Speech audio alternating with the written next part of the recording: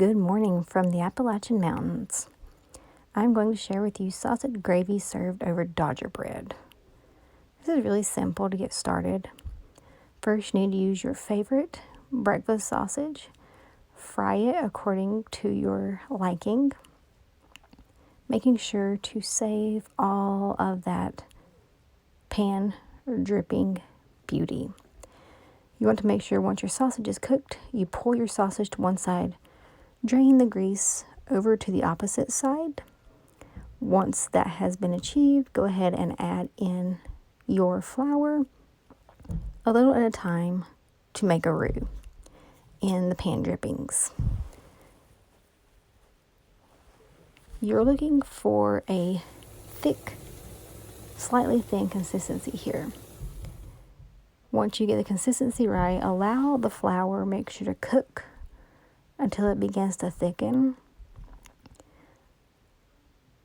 Once the consistency is right, we're going to go ahead and add in our milk slowly, stirring continuously to ensure that that roux has been incorporated.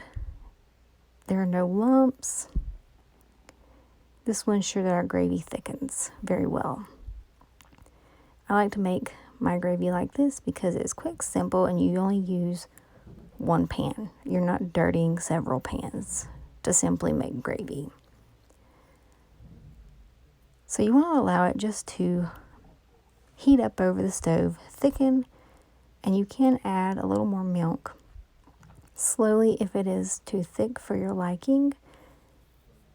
But just note, once you thin the gravy too much, it cannot be rethickened. So I always say add your milk slowly. I like a little thicker gravy, so this is the perfect consistency for me. There are others who like it thinner, so oftentimes it is thinned a little more. Then we have our beautiful pan of Dodger bread here, which was made in a cast iron skillet. So we serve our gravy over some crumbled Dodger bread, and there you have sausage gravy and biscuits served with Dodger bread rather than biscuits. But this is an Appalachian biscuit that was a staple in many homes throughout the centuries.